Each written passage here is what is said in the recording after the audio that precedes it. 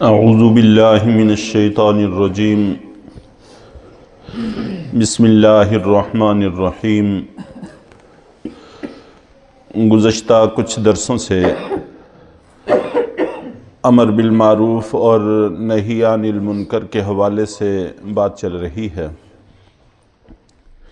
معروف معرفہ سے ہے، جس کا معنی ہے ایسی چیز جس کو ہم جانتے ہیں، پہچانتے ہیں، عقلی اعتبار سے، شرعی اعتبار سے اس کو ہم اچھا سمجھتے ہیں۔ اور منکر انکار سے ہے، اجنبی چیز جس کو ہم عقلی اعتبار سے یا شرعی اعتبار سے اچھا نہیں سمجھتے اور شرعی اعتبار سے کوئی نئی چیز ہے۔ تو حکم یہ ہے کہ معروف نیکی کا حکم کرتے رہو، اور ایسی چیز جو شرعی اعتبار سے، عقلی اعتبار سے درست نہیں ہے اس سے روکتے رہو، منع کرتے رہو۔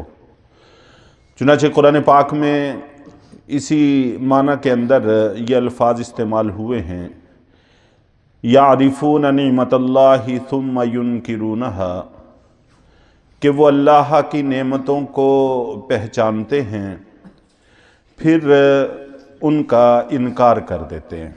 اللہ کی نعمتوں کو جانتے ہیں، معروف سے ہے معرفہ، کہ اللہ کی نعمتوں کو جانتے ہیں، سمجھتے ہیں کہ یہ اللہ کی عنایت ہیں، اللہ کی عطا ہیں، اور پھر بھی ان کا انکار کر دیتے ہیں اور ان کو اجنبی سمجھنے لگتے ہیں۔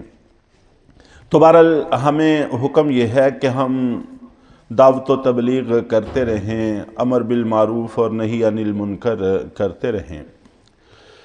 بسا اوقات ایسا ہو جاتا ہے کہ غیر ہماری بات سننے کے لیے تیار نہیں ہوتے، جیسا کہ آج کل کے حالات ایسے ہی ہیں۔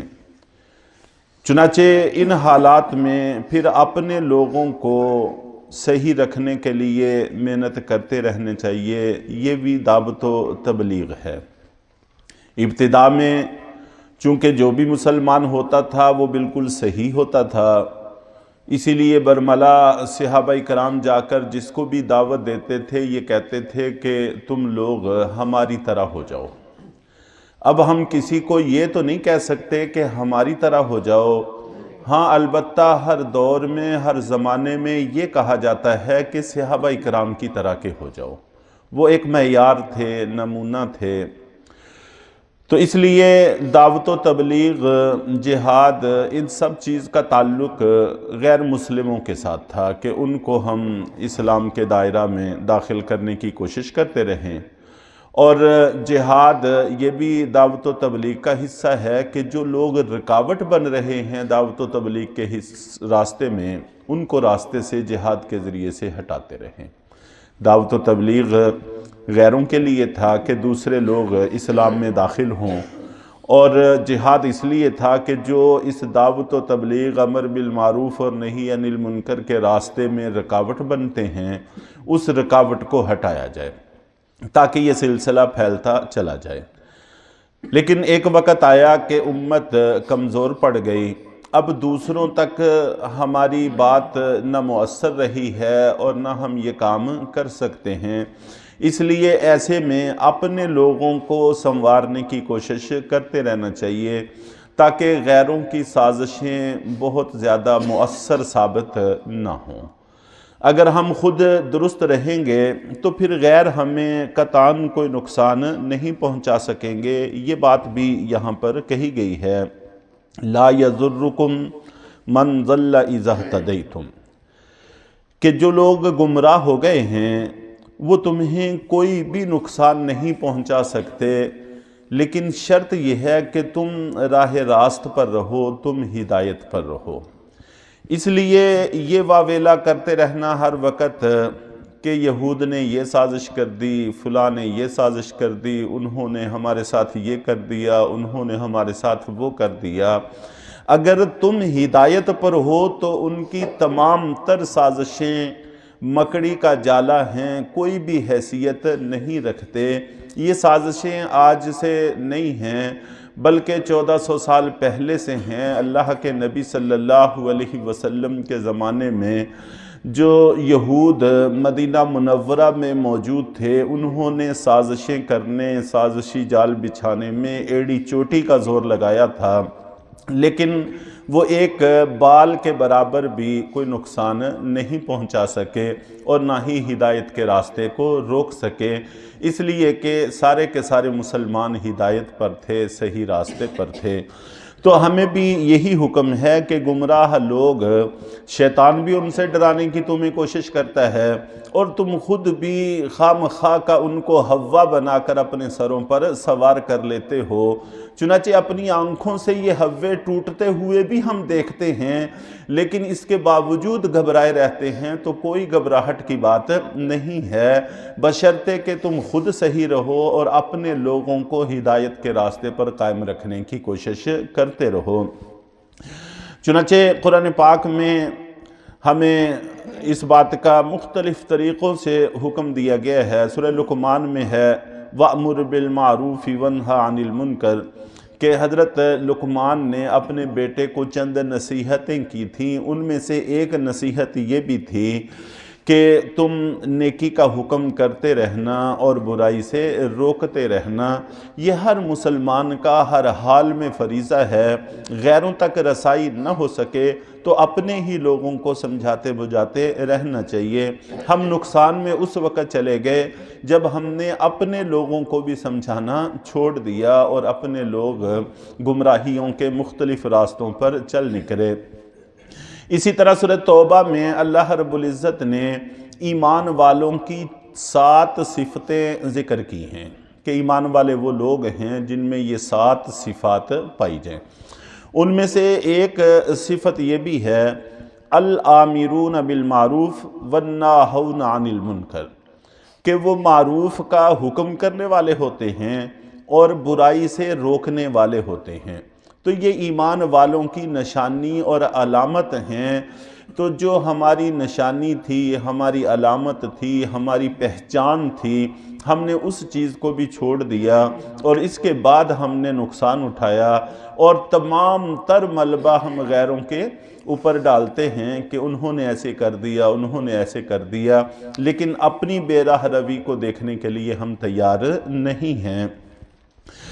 حضرت ابو ثعلبہ رضی اللہ تعالی عنہ اسی آیت کی روشنی میں ایک اللہ کے نبی صلی اللہ علیہ وسلم کا فرمان نقل کرتے ہیں، یا ایھا الذین آمنوا علیکم انفسکم، کہ اپنے آپ کو لازم پکڑو، گمراہ لوگوں کی گمراہی تمہیں کوئی نقصان نہیں پہنچا سکتی بشرطے کہ تم ہدایت پر ہو۔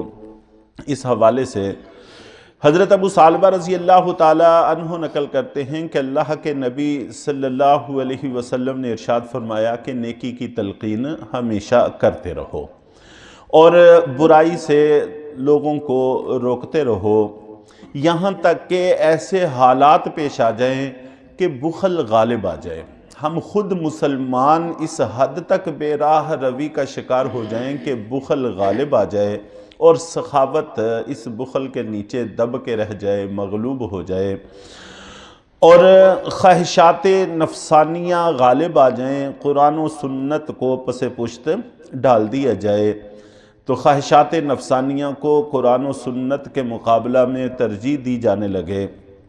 اور نمبر 3 کہ دنیا غالب آ جائے اور آخرت کی طرف کے رجحانات ہمارے مغلوب ہو کے رہ جائیں۔ چنانچہ اگر ہم غور کریں تو اس وقت بخل غالب ہے اور سخاوت بے انتہا مغلوب ہے۔ خواہشات نفسانیہ ایک بے مہار درندے کی سی شکل دھار گئی ہیں اور قرآن و سنت کی طرف التفات بالکل نہیں رہا، اور دنیا کو ترجیح آخرت کے حوالے سے یہ تو ہر وقت ہمارے سامنے نظر آنے والی ایک چیز ہے۔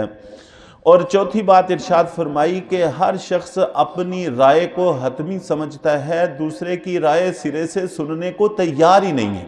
چاہے وہ جتنی بھی مستحسن ہو، جتنی بھی اچھی ہو، ہر بندہ یہ سمجھتا ہے کہ جو میں کہہ رہا ہوں بس وہ حتمی ہے، اور جو دوسرا کہہ رہا ہے اس کی سننے کو تیار نہیں ہے۔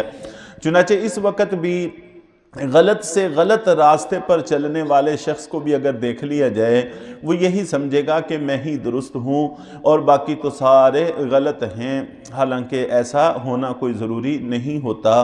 اپنی رائے بھی غلط ہو سکتی ہے، دوسرے کی رائے صحیح ہو سکتی ہے، تو دوسرے کی رائے کو سننے کا حوصلہ اپنے اندر ہونا چاہیے، دوسرے کی بات کو سننا چاہیے، چاہے دینی معاملہ ہو، چاہے دنیاوی معاملہ ہو، خاندانی معاملہ ہو۔ اکثر و بیشتر میں اس کا تذکرہ کرتا رہتا ہوں کہ دوسرے کی رائے کو بھی سننے اور سمجھنے کی کوشش کرنی چاہیے۔ اپنی رائے میں غلطی کے امکان کو فراموش کر دینا اور دوسرے کی رائے میں صحیح ہونے کے امکان کو نظر انداز کر دینا، یہ بھی وہ غلط راستہ ہے جو مسلمانوں کی تباہی اور بربادی کا سبب بنتا ہے۔ جس وقت یہ حالات پیش آ جائیں تو اللہ کے نبی صلی اللہ علیہ وسلم نے فرمایا کہ پھر اپنے آپ کو درست رکھنے کی کوشش کرو، پھر دوسروں کی فکر زیادہ نہ کرو۔ اپنا آپ اگر صحیح ہے تو گمراہوں کی گمراہی تمہیں کوئی نقصان نہیں پہنچائے گی۔